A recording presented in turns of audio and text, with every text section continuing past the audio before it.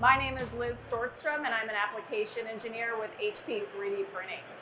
Now, many of you are probably already familiar with HP for our PCs and printers, but we're also actually an industry leader in industrial 3D printing as well. We entered the additive manufacturing space back in 2016 with the introduction of our JF 4200 series, and since then we've expanded our product lines. We now offer 8 different materials, and there's been over 60 million parts printed with the multi-jet fusion technology. So today I'm going to talk specifically about how additive manufacturing and robotics kind of go hand in hand. So I'll first start, with a really good baseline, talk about what is additive manufacturing, what are some of those considerations that you need to keep in mind when you're first getting started. And then we're going to talk about how that can be applied to the robotics and automation space, specifically looking at some examples of end-of-arm tools. So to kick us off, when we talk about 3D printing, this falls under the umbrella of Industry 4.0, which I'm sure you've probably heard about from different talks. We're even talking about Industry 5.0 these days. But this essentially refers to all the latest trends towards digitization, more and more automation, and basically interconnected environments. So of course, a part of that is Internet of Things. As we're collecting more and more data, we're seeing advances in big data and analytics, naturally artificial intelligence to make better decisions, but of course robotics as well, right? For all of that automation that we're seeing growing demand for. So today I want to talk about how 3D printing kind of fits into this mix. So what am I talking about when I say additive manufacturing? At a high level, we can kind of split manufacturing into these 3 groups, right? We have subtractive, where anytime you're removing material to make a part, that kind of falls in the subtractive category. So that's your typical CNC machining. Processes like injection molding, extrusion, that would fall under this formative manufacturing category.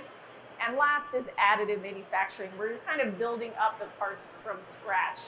And I want to say, right away that when we talk about additive, we're never saying that this should be replacing all your other technologies.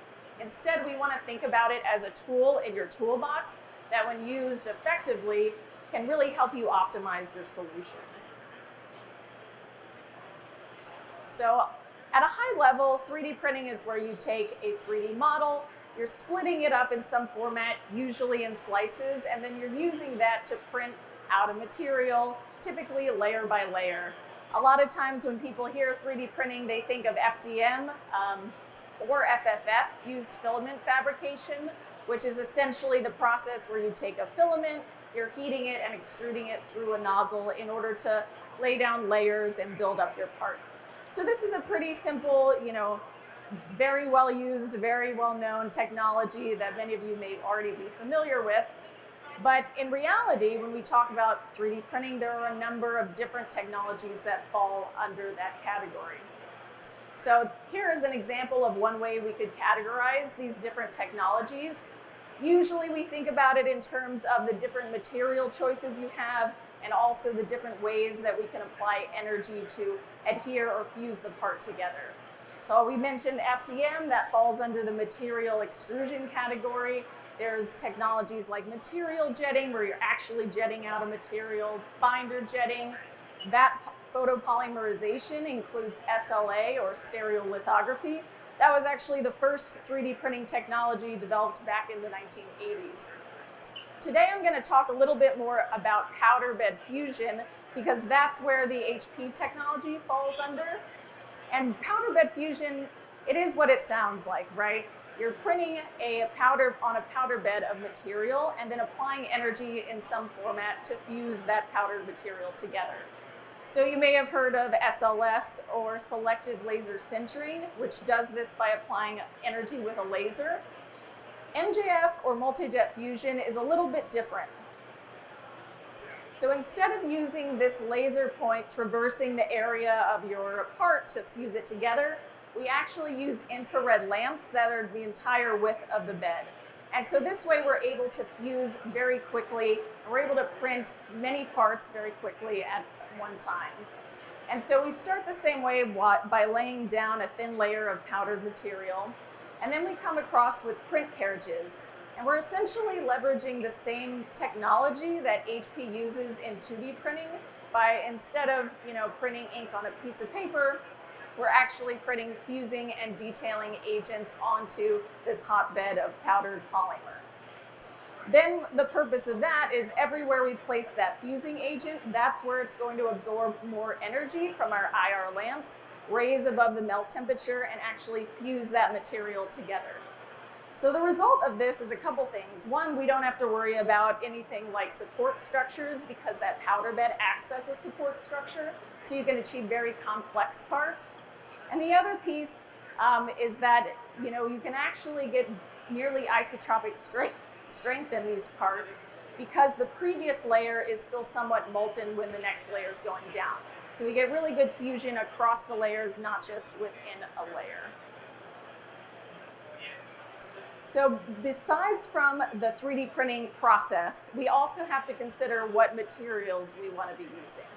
And there's a couple different ways we could categorize materials. One way would be with this plastics performance pyramid. And so you can see on the left side of this pyramid, we have amorphous thermoplastics. On the right side, we have semi-crystalline materials. And kind of going up that pyramid, we see increases in performance, temperature resistance, but alongside with those, there's increases in cost, naturally. So typically for our higher volume applications, we'll tend to see more materials kind of from this bottom half of the pyramid, like nylons, polypropylene, ABS, things like that I'm sure you're familiar with. Now, each 3D printing process is going to have its own portfolio of materials that it can use. A lot of times these are specifically made for that process, so it may take a little bit of research to understand where each of those materials falls, what their properties are, to make sure it fits your application. For HP's multi-jet fusion, for example, we need to work with semi-crystalline materials, so our portfolio includes some nylons and polypropylene, as well as some elastomeric materials. Ultimately, you have these two major decision points, right? We have the 3D printing process and we have the material. So we just talked about some of the inherent material properties like strength, flexibility, thermal resistance. There's also materials for different certifications. Maybe you need a certain level of biocompatibility. And then, of course, cost. Now, the 3D printing process also influences a number of these factors, but it does that in a little bit different way. I mentioned on the strength side for MJF, we can achieve nearly isotropic properties because of the approach to fusing, but that may not always be the case depending on the process that you're working with. Part size is another area. Of course, that's limited by the build volume that you're working with. Volume and throughput. Some technologies will be better suited for kind of that one-off prototyping part, and other technologies will be more suited for higher volume production. Then there's, of course, the dimensional accuracy and resolution of the printer you're working with, whether it can achieve fluid-tight parts or not, and then the surface finish, color, and there's many other considerations as well. For each of your applications, you may want to fine-tune kind of that list of checkpoints just depending on what your priorities are. So assuming you've selected the right technology, the right material for your application, you can start to unlock a number of these benefits from additive manufacturing. So we know that it's inherently very fast, so you can start seeing faster and faster innovation, faster time to part, and faster time to market with your products. You'll also, of course, won't have to have these large inventories since we can now print on demand, and that's going to lead to more efficient supply chains. So you'll be able to print on demand in-house or be able to leverage your local network of digital manufacturers. We actually saw this in full effect this last year with COVID-19. We saw a lot of challenges in supply chains, especially with medical equipment, PPE, and it was really nice to see the 3D printing industry kind of step up and print some of those parts. So we saw 3D printed nasal swabs for testing, face shields, face masks, many of these items were 3D printed. And then finally, we can have more control over our capital expenditures, right? Because we don't always have to default to, say, an injection molded tool, which is going to lock us into a design, and it's going to be fairly expensive, right? Because we now have technologies that are, sufficient enough to meet our requirements that we can use for either bridge production or even full production applications.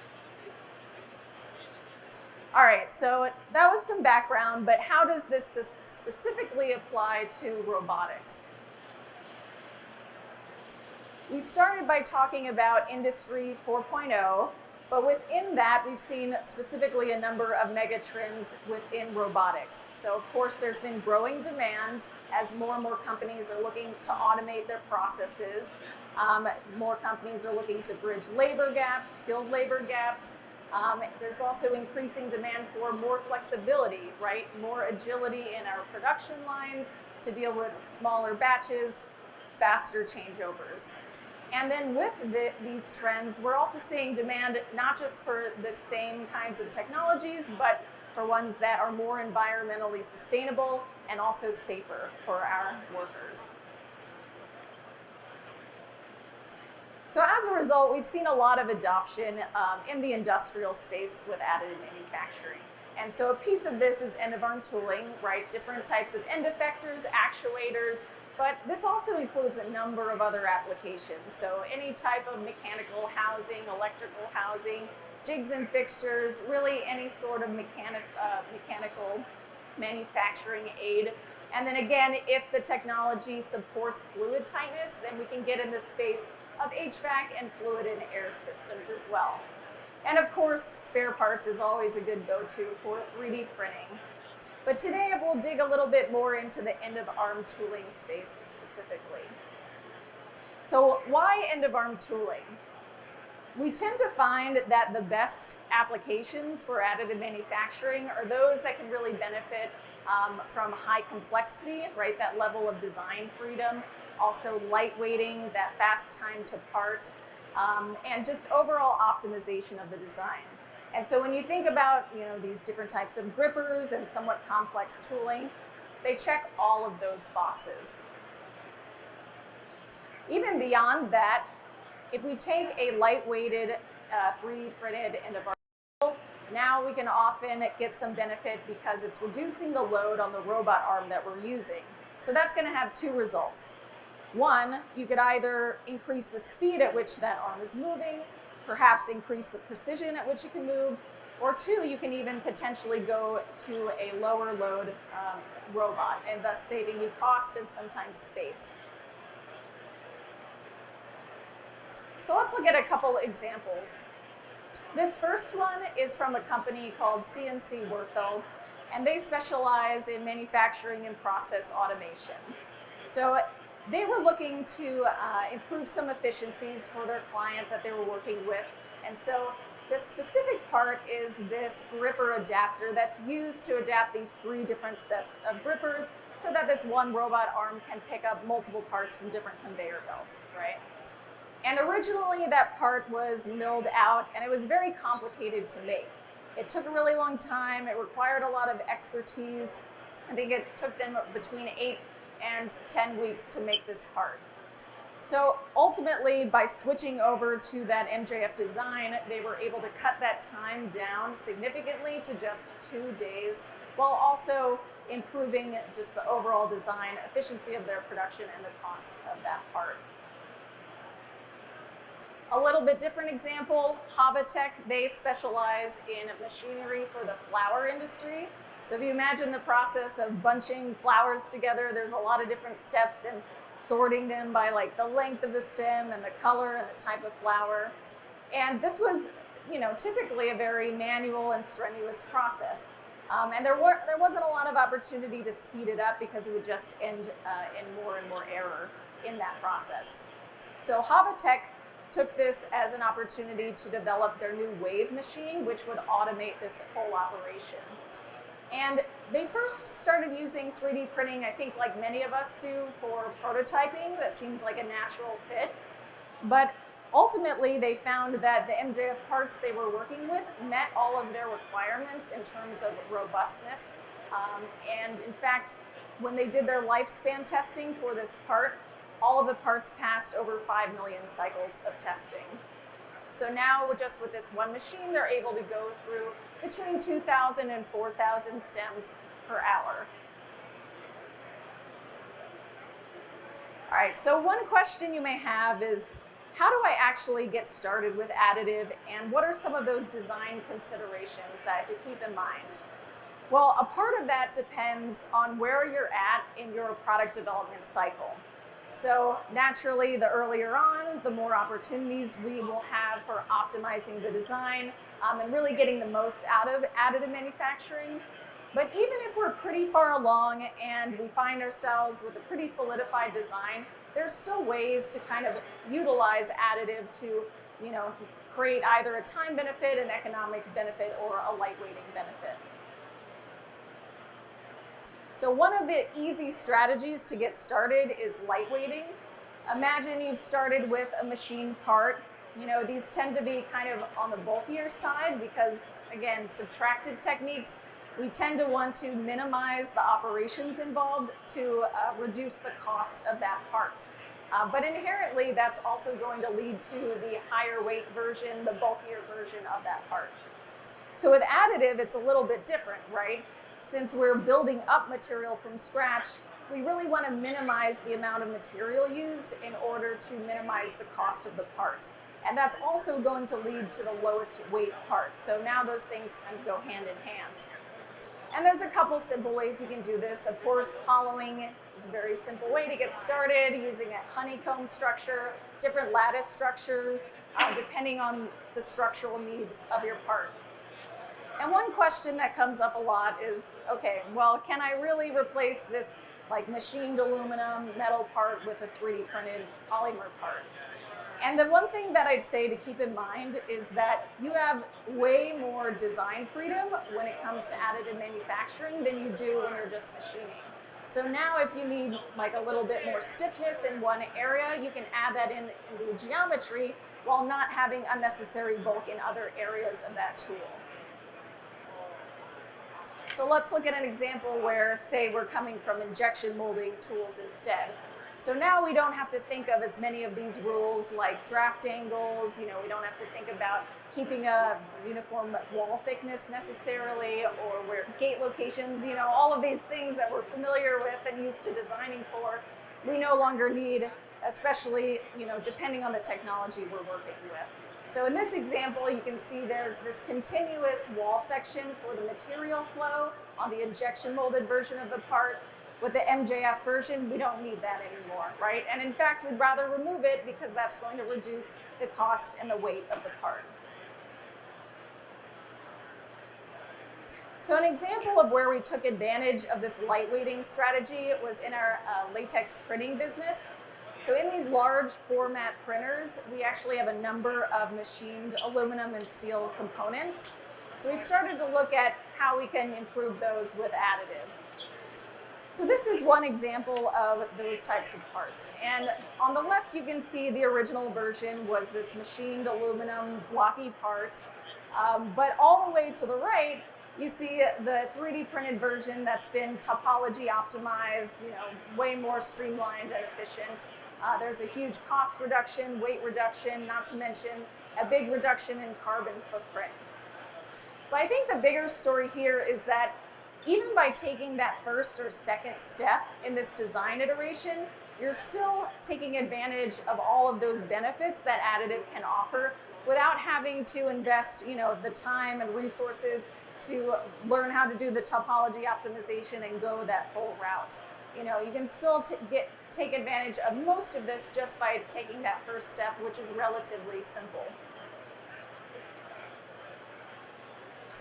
All right, so now let's assume we started a little bit earlier. We have a little bit more flexibility in our design. So now we can look at ways that we can optimize the form factor, possibly combine parts together from assemblies into a single part.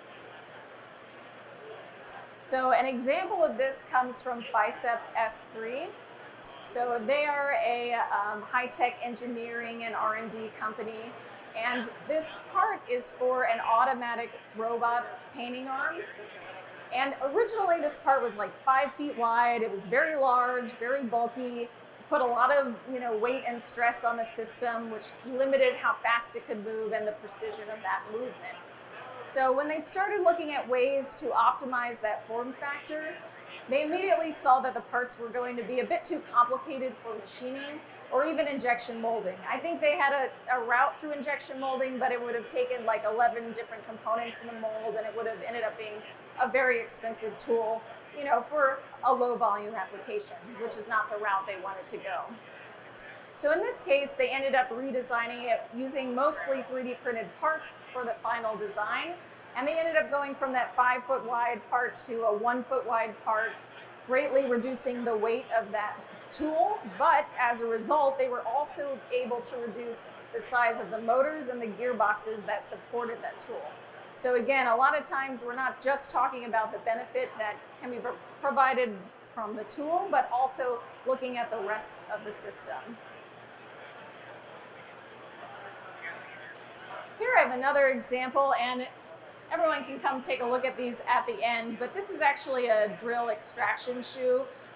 We use this in the process of drilling out the nozzles for our print heads. So it essentially helps clear out like the silicon sludge and water in that process. And so on the original version on the left, you see that there's a number of different machine components, some off-the-shelf parts. A lot of steps are involved in the assembly of this system. But immediately when you look at the right version, we removed all of those assembly steps. But even beyond that, now we don't have risk of fluid leakage through that part because we've minimized the joints. And they were even able to run CFD analysis in order to optimize the geometry through these pipes, right? So this gives us a lot more flexibility in what we can achieve with that final design.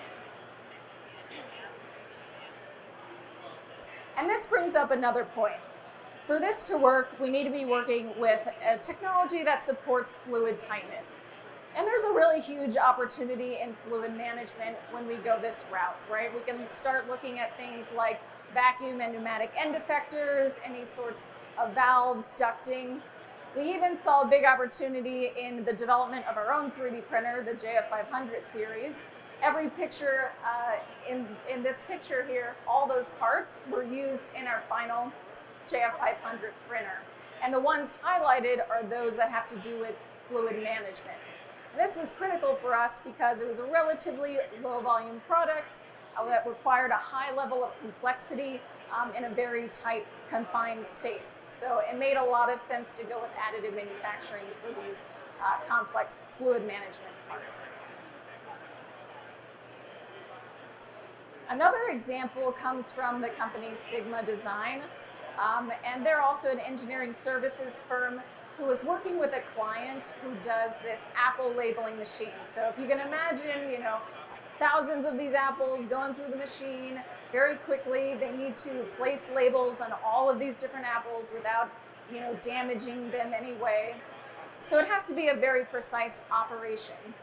So again, they started with the idea of using FDM to replace this kind of vacuum fitting part, which helped with the efficiency of the design, but ultimately they did move to MJF to get the robustness and the fluid tightness that they needed. And for this application, robustness was really important because the lifespan of these machines were in the order of tens of millions of cycles, right? So by switching this component over, they actually saved over $30,000 in manufacturing 500 of these parts. All right, so now let's say you've started all the way at the beginning of your product development cycle with additive manufacturing in mind. So this is the best case scenario, right? Because now we can fully take advantage of the benefits that additive can offer. So I'll walk you through a little bit different design progression. This example comes from IAM 3D Hub. They work on accelerating the adoption of additive manufacturing, specifically in the EU manufacturing sector. They started with this idea of using a mathematical growing function to create this gripper finger on the left. Pretty quickly, they were able to kind of fine-tune that design depending on different air frequencies and inputs, and you can see the result in the second iteration. From there, again, pretty quick, they were able to move to integrating that into a single gripper part. Now at this stage, they ran into a problem where the alignment of the movement of the gripper fingers wasn't quite right. And so, what did they do? Well, they were working with additive already, so it was a very simple change. Simply add this central mechanism to control that movement a little bit better. Now that movement's aligned, and it also provides an end stop for the movement of those fingers. Beyond that, they even tested the lifespan of these parts, and this says 1 million. I think these also passed over 2 million open-close cycles. Another example I want to share from IAM 3D Hub comes from Continental Automotive in Spain. So they have 2 different factories in Spain that are mostly focused on making components and assemblies for automotive interiors. So naturally, they're already using a lot of robotics, and they have to deal with moving a lot of bulky parts, moving them quickly, very precisely, and that's going to lead to increasing costs and increasing complexity of systems. The other issue they had was, and you'll hear us say this a lot in 3D printing, it's like, what are the pain points, right? How am I going to find the best application for additive? Well, look for your pain points, right? So the other pain point was that because of this complexity, a number of their finishing operations were still done manually. So they worked with IAM 3D Hub to kind of look at these different complex operations and figure out which ones could be supported by additive manufacturing. And this is an example of one of those parts. So immediately you can see that they definitely took advantage of that idea of streamlining the form factor, lightweighting, not adding any unnecessary material. You may also notice that there's 4 suction cups on this part, and instead of having excess, tubing for those air channels, they simply integrated that into the design of the 3D printed part, further adding to the efficiency of it. So overall, they saw an 87% weight reduction, and beyond that, now that Continental understands kind of how to use additive manufacturing, they're now taking a closer look at the rest of their operations to then leverage it further. Because, end-of-arm tooling is just one small piece of that puzzle. And to really take advantage, we want to be looking at our entire operations to identify as many applications as possible that'll be a good fit. So this last example comes from the HP Supplies Packaging Center in Virginia. We call this the APCC. They would typically work with a lot of injection molded tools because that's just what they thought was the only option. But their volumes really didn't warrant that kind of expenditure for cutting those tools. So they actually brought an MJF system in about 3 years ago, and since then have been printing a number of different parts. So you can see in the middle, and I have this one up here, they have a Cobot end effector, again with some different suction cups and air channels attached to this. But they also looked at other applications like go-no-go gauges, break-fix parts, jigs and fixtures. In this top right example, we have these pusher parts that were actually printed color-coded so that they could quickly identify the difference when they were using different media sizes on that line. In the bottom right example, we see these conveyor belt parts that were designed to very easily clip in and out of that system, ultimately saving them over an hour in changeover time on that line. So over those last 3 years, they've printed over 13,000 parts and saved over $400,000 with this technology. And again, the key here is that they didn't just stop at end-of-arm tooling, they looked at a wide variety of applications in order to achieve these numbers. So if I could leave you with just a couple thoughts, it would be that number one, we can use additive manufacturing to reduce part weight, system cost, and also your time to part. Second, when we're approaching designing for additive manufacturing, we really want to think about pushing complexity towards additive, right? Because that's where its strong suit is. And then you can use, your traditional methods for those simpler parts, off-the-shelf parts, anything like that. And that way you're really going to optimize both the performance and the cost of your systems. And finally, if we're strategically using additive manufacturing, we can reduce the manufacturing costs across your entire production line. So if you want to see some of these parts, feel free. I'm going to hang around for a few minutes. You can come up, take a look.